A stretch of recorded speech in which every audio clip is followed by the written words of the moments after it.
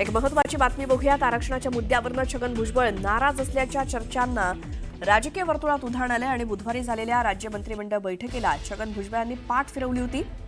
या संदर्भात आता मुख्यमंत्र्यांनी थेट भाष्य केलं।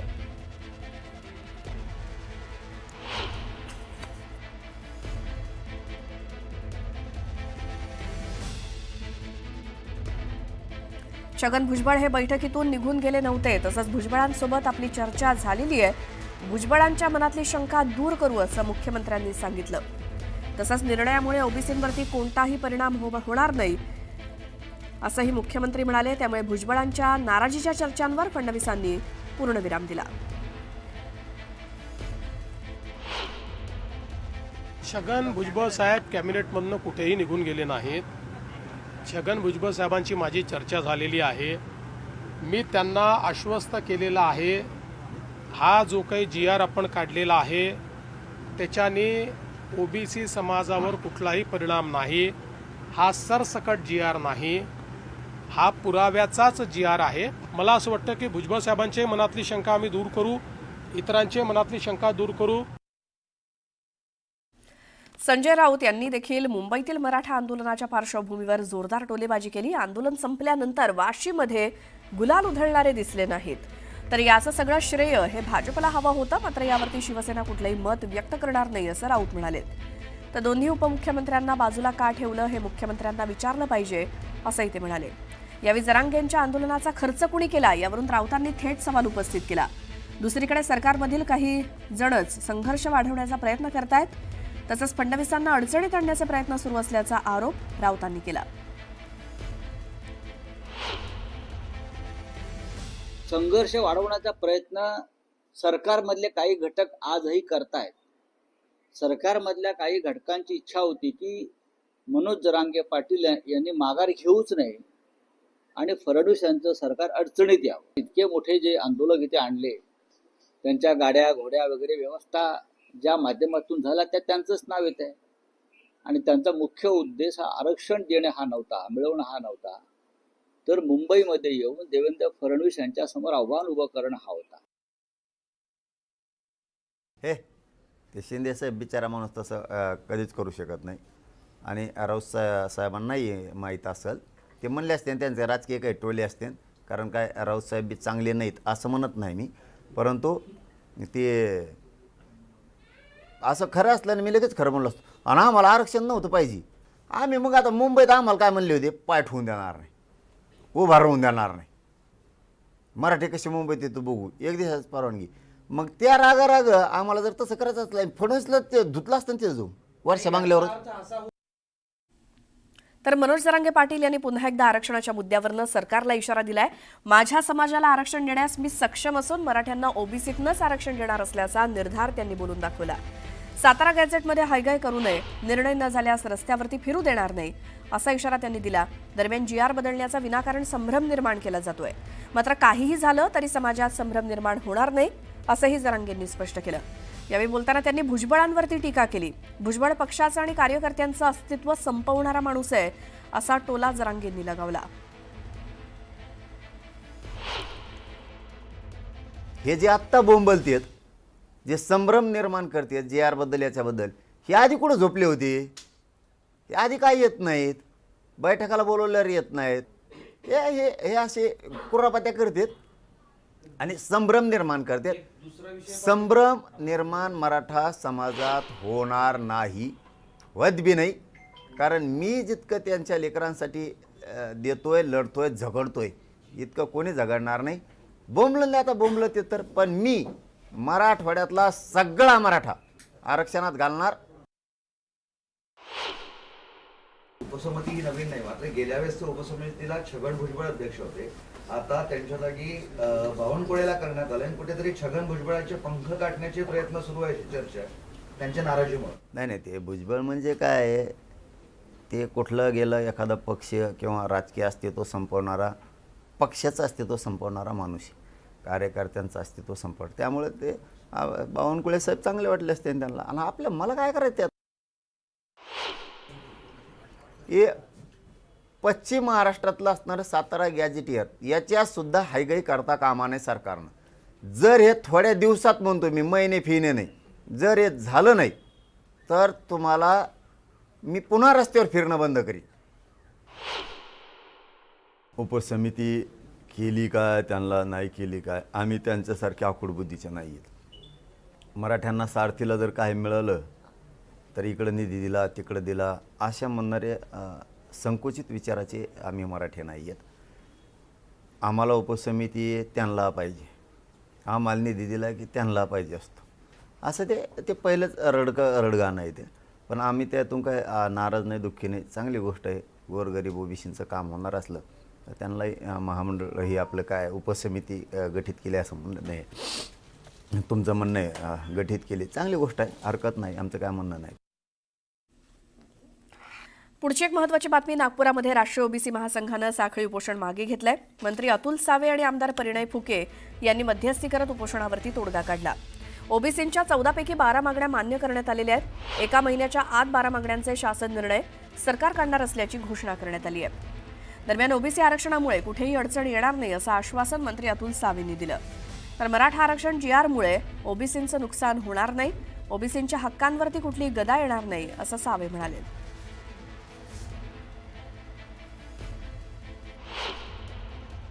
मी आत्ताच सांगितलं की ज्या 14 मागण्या माननीय तायवाडे साहेबांनी दिल्या होत्या त्यातल्या जवळजवळ 12 मागण्या या आमच्या डिपार्टमेंटशी रिलेटेड असल्यामुळे त्या आम्ही नक्कीच मंगळवारी त्या बैठकीमध्ये सर्व अधिकाऱ्यांना बोलून, सेक्रेटरीजना बोलून त्याचे GR काढायचा पूर्णपणे आम्ही प्रयत्न करू. 1 महिन्याच्या आत त्यांना त्यांचे सगळ्या ज्या मागण्या आहेत त्याचे GR काढून द्यायचा प्रयत्न करू. शिष्टमंडळ या ठिकाणी आलं होतं. आपल्या समोर आम्ही आमच्या 14 मागण्या वाचून दाखवल्या.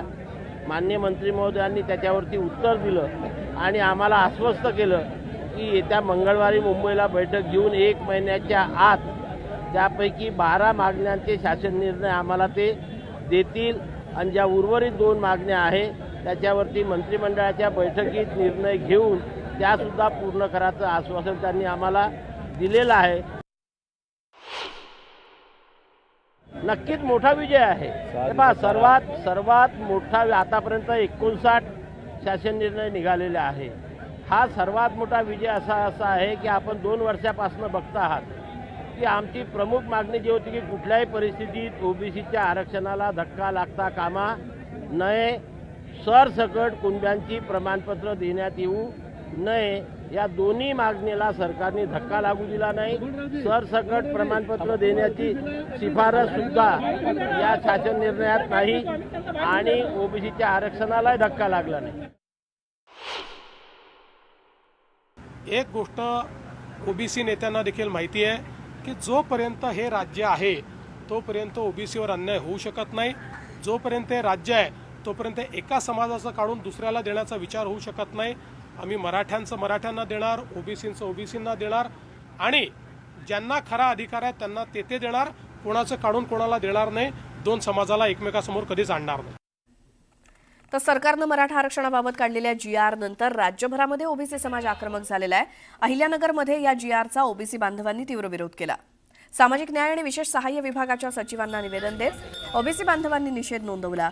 दुसरीकडे पुण्यात देखील ओबीसी समाज बांधवांकडनं महाघंटानाद आंदोलन करण्यात आलं. राज्य सरकार विरोधात घोषणाबाजी करत ओबीसी बांधवांकडनं निषेध करण्यात आला.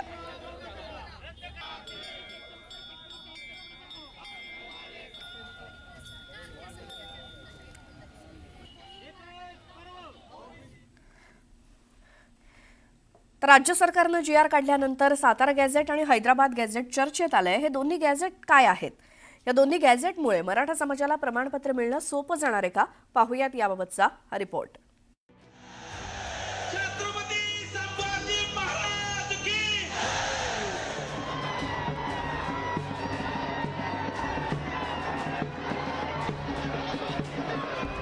कोर्ट व्यापक असा दृष्टिकोन घेऊन केस बघत नाही. त्यांच्या समोर जे फॅक्ट्स येतात त्याच्यात बघतो. मराठा आणि कुणबी हे वेगळे नसून सामाजिकदृष्ट्या त्यांचा दर्जा हा समान आहे. हैदराबाद गॅझेटियरला अंमलबजावणी दिलेली आहे, बरोबर का? मनोज जरांगे पाटील यांनी मागणी केलेला हैदराबाद गॅझेट लागू करण्याचा निर्णय राज्य सरकारनं घेतला. पटलं का सगळ्याला? अंमलबजावणी दिलेली आहे.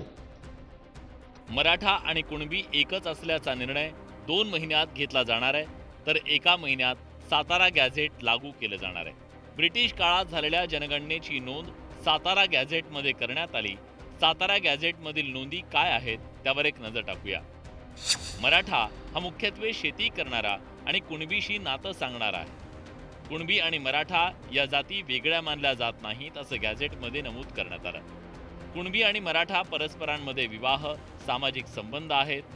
मराठा समाजानं आपली ओळख ऐतिहासिकरित्या कुणबी म्हणून दाखवता येते, तसंच शेतकरी म्हणून दोन्ही समाजांची जीवनशैली सारखी आहे असं निरीक्षण नोंदवण्यात आलं. मराठा कुणबी एकच मूळ समाज आहे आणि मराठा कुणबींमध्ये खूप कमी वेगळेपणा असल्याचं गॅझेटमध्ये स्पष्ट करण्यात आलं. त्यामुळे सातारा जिल्ह्यासह पश्चिम महाराष्ट्रातल्या मराठा समाजाला सातारा गॅझेटच्या आरक्षणाचा मोठा आधार मिळू शकतो. कुणबी आणि मराठा याला त्यांनी सलग लिहिलेला आहे गॅझेटमध्ये. कुणबीसाठी जवळजवळ 10-15 पानं दिलीत आणि त्यानंतर मराठ्यांच्या विषयी त्यामध्ये आपल्याला माहिती मिळते. ही लोकसंख्या जवळजवळ 5,80,000 आसपास आहे. म्हणजे जवळजवळ टक्केवारीत जायचं झालं तर 60% आसपास ही लोकसंख्या कुणबी म्हणून आहे. आणि त्यात असं सांगितलेलं आहे त्यांनी की कुणबीमध्येच आम्ही मराठा देखील काय केलेला आहे, समावेश केलेला आहे. ब्रिटिशांनी, बाहेरच्या लोकांनी, तटस्थ असणाऱ्यांनी इथल्या सामाजिक बाबतीमध्ये केलेली ही जातीविषयीचं हे एक ऑब्झर्वेशन, निरीक्षण हे अतिशय महत्त्वपूर्ण आहे, ऐतिहासिक आहे. शाहू महाराजांच्या क्षत्रिय प्रकरण झाल्यानंतर कुणबी मराठा झाले. मराठवाड्यात कुणब्यांनी मोठ्या प्रमाणात मराठा जातीची नोंद केली. त्यामुळे मराठवाड्यातल्या मराठ्यांची कुणबी नोंद सापडण्याचं प्रमाण अत्यल्प आहे. मात्र निजामाच्या राजवटीत हैदराबाद संस्थानात मराठ्यांची कुणबी अशी नोंद करण्यात आली. त्यामुळे हैदराबाद गॅझेटसाठी जरांगे पाटील आग्रही होते. हैदराबाद गॅझेटमध्ये कोणत्या महत्त्वाच्या नोंदी करण्यात आल्या त्यावर एक नजर टाकूया. हैदराबाद गॅझेट म्हणजे हैदराबाद संस्थानच्या काळातील सरकारी राजपत्र आहे. गॅझेटमध्ये मराठा समाजाची कुणबी मराठा अशी नोंद करण्यात आली आहे. हैदराबाद संस्थानातील 1881च्या जनगणनेत कुणबी मराठा अशी नोंद आढळते. शेती करणारे कुणबी मराठा असा गॅझेटमध्ये उल्लेख आहे. हैदराबाद सरकारनं 1902 ते 1948 दरम्यान समाज घटकांबाबत अभ्यास केला. अभ्यास करून काही जातींना शैक्षणिक सामाजिकदृष्ट्या मागास घोषित करण्यात आलं. गॅझेटमध्ये मराठा समाजाला शैक्षणिक सामाजिकदृष्ट्या मागास गटात दाखवण्यात आलं. घोषणांची नोंद अधिकृत अशा हैदराबाद गॅझेटमध्ये प्रसिद्ध करण्यात आली. मात्र राज्य सरकारनं आरक्षण दिलं असलं तरी आरक्षणाचा प्रश्न निकाली काढण्यासाठी संसदेतून कायमस्वरूपी तोडगा काढता येणं शक्य आहे. मूलभूत प्रश्न आहे ज्याच्याबद्दल कोणी बोलत नसतं. मी पवारजींशी ह्या त्यांच्या विधानाबरोबर संपूर्ण सहमत आहे की याचा प्रश्न सोडवणं हे फक्त पार्लमेंटमध्ये होऊ शकतं. आज 51% एक्सीड करता येत नाही. मराठा समाजाला ओबीसी आरक्षण देण्यासाठी कुणबी ओळख आवश्यक आहे आणि त्यासाठी सातारा आणि हैदराबाद गॅझेट महत्त्वाचं ठरणार आहे. हैदराबाद गॅझेटमध्ये मराठा आणि कुणबी एकच असल्याचं सांगण्यात आलंय, तर सातारा गॅझेटमध्ये कुणबी आणि मराठा या जाती वेगळ्या नाही आहेत असं नमूद करण्यात आलंय. त्यामुळे मराठवाडा आणि पश्चिम महाराष्ट्रातल्या मराठा समाजाला न्याय मिळण्याची शक्यता निर्माण झाली आहे. संतोष गोरे, न्यूज 18 लोकमत, मुंबई. तर पुढची बातमी बघूयात. शिवसेना नेते मिलिंद देवरा यांनी मुख्यमंत्र्यांना एक पत्र लिहिलंय. जरांगेंच्या आंदोलनासंदर्भात देवरांनी मुख्यमंत्र्यांना पत्र लिहिलं. आंदोलन करण्याचा प्रत्येक नागरिकाला अधिकार आहे, मात्र आंदोलनाची SOP पाळली जावी. महाराष्ट्राच्या राजकीय आणि आर्थिक केंद्र ठप्प होऊ नये अशी मागणी मिलिंद देवरा यांनी मुख्यमंत्र्यांना पत्र लिहून केली आहे. जरांगेंच्या आंदोलनासंदर्भात मुख्यमंत्र्यांना त्यांनी लिहिलेलं हे पत्र. प्रत्येक नागरिकाला आंदोलन करण्याचा अधिकार आहे, मात्र आंदोलनाची SOP पाळली जावी. महाराष्ट्राच्या राजकीय आणि आर्थिक केंद्र ठप्प होऊ नये अशी मागणी देवरांनी केली. जर महाराष्ट्राच्या कानाकोपऱ्यातून मराठी माणसाला आपले प्रश्न मांडण्यासाठी यायचं असेल मुंबईत, त्याला रोखण्याची हिंमत यांच्या बापात नाही, कोणात नाही. म्हणून तर आम्ही त्यांना पाठिंबा दिला. ही मुंबई मराठी माणसाची आहे आणि मराठी माणसाचे प्रश्न आम्ही मांडू मंत्रालयासमोर. आझाद मैदानावर, कोणत्याही मैदानावर तुमच्या पोटात दुखण्याचं कारण काय? तुम्ही मुंबईचे मालक आहात की तुम्ही धनिकांचे प्रतिनिधी आहात? तुम्ही मराठी माणसाला मुंबई येऊ नका म्हणताय. आम्ही आंदोलन करू नाही तर हैदोस घालू. मुंबईमध्ये आम्ही मराठी माणसं आंदोलन करू नाही तर हैदोस घालू. तुम्ही कोण आम्हाला विचारणार? ठीक आहे, कोर्टाने आम्ही बघून घेऊ. राज्याच्या मुख्यमंत्र्यांनीही रोखलं नाही. त्यांनी अत्यंत संयमानं आणि समजूतदारपणानं मराठी माणसाला मुंबईत येऊ दिलं. आणि मिलिंद देवरा हे दक्षिण मुंबईतल्या धनिकांचे आवाज म्हणून त्यांनी मराठी माणसांनी इथे येऊ नये. मिलिंद देवरांचा जन्म हा जे व्यवस्थित झाला आहे, ज्या घरात झाला आहे, त्या घरात कचरा, पाणी, काम करायला माणसं, 24 तास म्हणजे सोन्याचा चमचा घेऊन आलेल्या माणसाला आंदोलनाचं काय माहिती असणार? कुठल्या आंदोलनात मिलिंद देवरा कधी दिसला आहे का? त्यांच्या वडिलांबद्दल ठीक आहे, मिलिंद देवराचे ज्या म्हणजे त्याचं जे जीवनमान आहे, लाईफस्टाईल आहे, त्याच्यानुसार त्यांनी पत्र लिहिलं आहे. काय त्याच्यात मोठं? घराण्यातून येतात, त्यांना या राज्यामध्ये काय चाललंय हे कदाचित माहिती नसावं. मिलिंद देवरा जे पत्र लिहितायत त्याच्यावरनं कुठंतरी होम डिपार्टमेंट हे कमी पडलं हे अप्रत्यक्षपणे एकनाथ शिंदे साहेब दाखवण्याचा प्रयत्न करत आहेत. याच्यातून कुठंतरी हे जे काय पत्र लिहिलं गेलं ते सीएम आणि होम मिनिस्टर म्हणजे जे देवेंद्र फडणवीस त्यांना लिहिलं गेलं. म्हणजे होम डिपार्टमेंट झोपलं होतं का? होम डिपार्टमेंटला काही माहिती नव्हतं किती लोक येणार आहेत, आणि ही माहिती त्यांनी त्यांच्याकडे असली तरी ती लपवली आणि महानगरपालिकेला नाही सांगितली. त्यामुळे एकनाथ शिंदे साहेब देवरांच्या माध्यमातून होम डिपार्टमेंटचे राजकीय दृष्टिकोनातून कपडे काढतात असं. पुढची एक महत्त्वाची बातमी. ईद ए मिलाद निमित्तानं मुंबई शहर आणि मुंबई उपनगर जिल्ह्यामध्ये सार्वजनिक सुट्टी 5 सप्टेंबरला जाहीर करण्यात आली होती. मात्र आता ही सुट्टी शुक्रवार 5 तारखेऐवजी सोमवारी 8 तारखेला असणार आहे. मुंबई शहर आणि उपनगर जिल्ह्याव्यतिरिक्त इतर जिल्ह्यांसाठी शुक्रवारी 5 सप्टेंबरची सार्वजनिक सुट्टीची तारीख कायम ठेवण्यात येते. शनिवारी 6 सप्टेंबरला अनंत चतुर्दशी आहे. त्यामुळे राज्यात बंधुता आणि हिंदू मुस्लिम ऐक्य राखण्यासाठी मुस्लिम समुदायानं जुलूसचा कार्यक्रम 8 सप्टेंबरला घेण्याचा निर्णय घेतलाय.